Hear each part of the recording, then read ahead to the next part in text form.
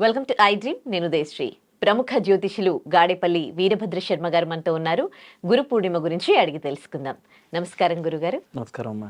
గురుగారు, గురు పూర్ణిమ ఏ విధంగా చేయాలి? గురు పూర్ణిమ చేస్తే ఎలాంటి ఫలితాలు ఉంటాయి? ప్రధానంగా పౌర్ణమి అనేసరికి మనం ఎప్పుడూ కూడా పూజించేటువంటిది అమ్మవారినేనండి. అంటే చల్లటైనటువంటి కాంతి. అంటే అక్కడ గురువు అనేటువంటి శబ్దంతో వచ్చినటువంటి పౌర్ణమి కూడా అమ్మవారు ఇచ్చినటువంటి అనుగ్రహమే. అందులో మనకి నవగ్రహాలు అని చెప్పనేసి ఉంటాయి. ఆ నవగ్రహాల్లో 5వ గ్రహాన్ని గురుడు అని అంటారు. అది గురుగ్రహం. అయితే శాస్త్ర ప్రకారం చెప్పాలి అంటే కనుక ఆ నవగ్రహాల్లో ఉన్నటువంటి గురుగ్రహం అనుకూలించి యోగ్యంగా ఉంటే తప్ప మనకు సరైనటువంటి గురువు దొరికి మనం జీవితంలో చేరవలసినటువంటి మార్గాన్ని మనం పొందలేం. ఉదాహరణకి మనకి మహాభారతాంతర్గతంగా ఏకలవ్యుడు అనే పేరు మీరు వినే ఉంటారు బహుశా. ఆయనకి ఈ యొక్క ధృతరాష్ట్రుడు గురువు మొత్తం పంచపాండవులకి కౌరవులకి అందరికీ కూడా. అందులో ఆయనకి కూడా అశ్వత్థామ కుమారుడైనప్పటికీ కూడా అర్జునుడు అంటే చాలా ప్రీతి. ఎందుచేతనంటే కనుక ఆయన నేర్చుకున్నటువంటి విద్యా విధానం అంత గొప్పది. అర్జునుడు నేర్చుకున్నటువంటి విద్యా విధానం.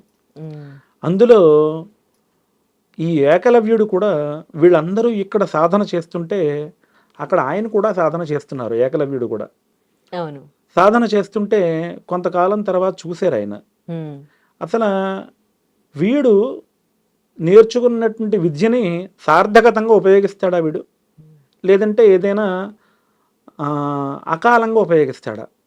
అంటే కనుక ఇప్పుడు ఉదాహరణకి ఎవడో వ్యక్తి బాంబు తయారు చేశాడు అనుకోండి, వాడు ఎక్కడ పెడితే అక్కడ దాన్ని పాడేస్తే దానివల్ల ఎంత వినాశనం అయిపోతుంది. సో అది నేర్చుకోవలసినటువంటి వాడు నేర్చుకుని దాన్ని ప్రయోగించవలసిన సందర్భంలో ప్రయోగించాలి. ఎప్పుడు ఎవరు పడితే వాళ్ళు అలా నేర్చుకుని ప్రయోగించేస్తే కష్టం కదా. అలాగా ఏకలవ్యుడు నేర్చుకున్నాడు. నేర్చుకుని ఒకానొక సందర్భంలో ధృతరాష్ట్రుడు వెళ్ళిపోతున్నటువంటి సందర్భంలో వెళ్ళిపోయింది. ఆయన అలా ప్రయాణం చేస్తూ వెళ్ళిపోతున్నారు. వెనక్కి ఆయన ఒకానొక మార్గంలో చూస్తే కనుక ఒక కుక్క భౌమంటూ అరుస్తోంది. ఎవరి మీద? ఏకలవ్యుడి మీద. అది ఆయన ధృతరాష్ట్రుడు గమనిస్తున్నారు, గురువు స్వరూపంగా ఉన్నటువంటి ఆయన. ఆ కుక్క బౌ అని చెప్పనేసి నోరు తెరిచేసరికి ఒక 100 బాణాలు ఆ యొక్క కుక్క మళ్ళీ బౌ అని చెప్పిన తనకుండా దాన్ని మళ్ళీ నోరుని ముయ్యకుండా ఆయన కొట్టేటండి. ఆయన ఏకలవ్యుడు 100 బాణాలు కొట్టాడు ఆయన. అంటే కుక్క మురిగితే తప్పే ఉంది. సో దాన్ని ఏదో చీయనో చానో అనో లేకపోతే పాప ఆయన మార్గంలో ఆయన వెళ్ళిపోతేనే ఇబ్బంది ఏమి ఉండదు. అదేమి దాన్ని పోనీ ఒకవేళ ఆయన ఒకవేళ కాటేసినా కానీ ఆయన ప్రాణం పోయేంత ఇబ్బంది కూడా కలగదు. కానీ దాని మీద దాని నోట్లోకి 100 బాణాలు ఒకేసారి ఆయన కురిపించడం అంటే దాన్ని ఎంత ఇబ్బందికి గురి చేసినట్టు అర్థం. సో వీడికి ఈ విద్య ఉండకూడదు అని ఆయన బొటన వేలుని గురు దక్షిణగా అడగవలసి వచ్చింది ఆయన. అంటే గురువు ఉత్తినే ఆయన యొక్క చేతివేలు నేను తీసేసుకోలేదండి ఆయన. దానివల్ల ఎక్కడైనా ఇబ్బంది కలగచ్చు. ఉదాహరణకు బ్రహ్మాస్త్రం ఉంది. బ్రహ్మాస్త్ర సాధన అర్జునుడికి నేర్పించినటువంటి ఆయన తన కుమారుడైన అశ్వత్థామకి చెప్పలేదు. అశ్వత్థామ ఏం చేశాడు? అభిమన్యుడి యొక్క భార్య అయినటువంటి ఉత్తర ఆవిడ యొక్క గర్భంలో పరీక్షిత్ మహారాజు పెరుగుతున్నాడు, శిశువు. బ్రహ్మాస్త్రం ఆవిడ యొక్క గర్భంలోకి వేసాడు ఆయన. వీళ్ళని ఎదిరించలేక, వీళ్ళని ఓడించలేక, పంచపాండవులను ఓడించలేక అశ్వత్థామ.